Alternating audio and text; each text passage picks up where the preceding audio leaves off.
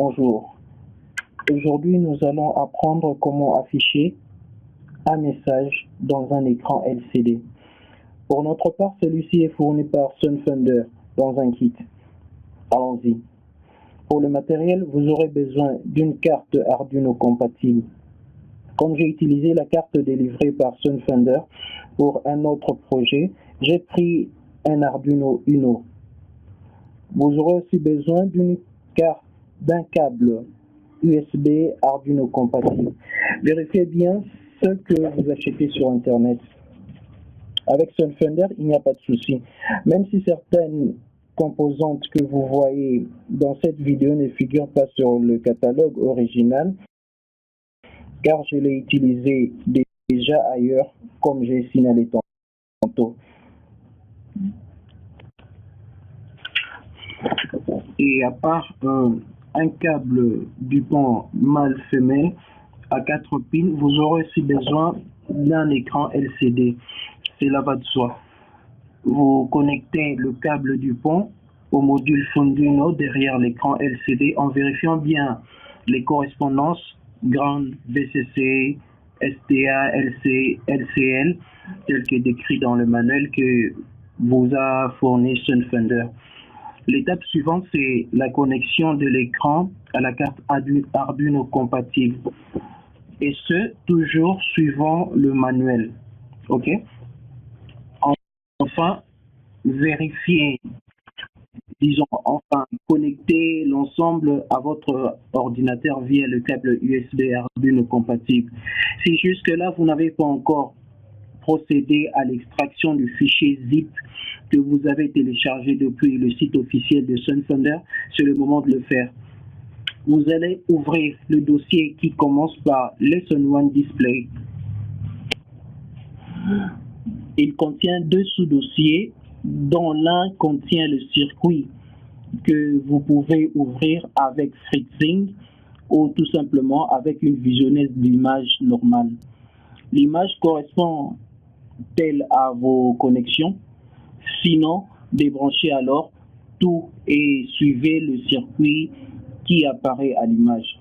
Il vous faudra aussi ouvrir le sketch ou bien le code dans l'autre dossier. Après l'avoir ouvert, ouvrez un nouveau dossier dans lequel vous allez copier ce code. Cela vous épargnera des problèmes de téléversement, car bien souvent, l'IDE d'Arduino utilise un chemin différent, d'où il lance le sketch. Donc, là où votre carte réside après téléversement, n'est pas nécessairement là où Arduino IDE veut les voir figurer pour réussir un bon téléversement. Uploading. Après avoir copié le code dans le nouveau sketch, vous devez l'enregistrer sous un nom qu'il vous sera capable de vous en souvenir, au lieu de le laisser sous un nom qui fait référence à la date du jour. C'est mieux dans le cas où il vous faudra refaire l'exemple ou bien carrément refaire tous les exercices. Bref, donc ce sera utile pour vous. Donc vous l'enregistrez toujours sous le nom, le label que vous voudrez pour le futur. Enfin, il ne vous reste plus qu'à lancer le code en le téléversant. Vous pouvez observer sa progression dans le coin droit en bas de votre écran d'ordinateur.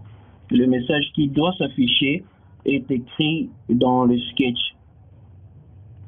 Pour ma part, j'ai remplacé celui de Sunfunder par le nom de la société que je crée. Donc, dans la ligne suivante, j'ai mis la devise de ma société. Ok, génial, il s'affiche. Alors, nous avons réussi.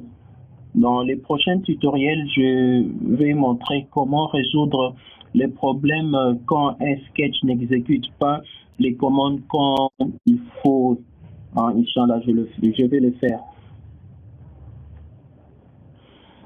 J'aimerais finir ce tutoriel en avec une bonne note pour dire que, en tout cas, avec les sensors, les capteurs qui se trouvent dans le kit de Sunfunder, vous n'aurez pas de problème, par exemple, de sécurité. Il n'y aura pas des capteurs qui sont grillés à cause d'une mauvaise connexion.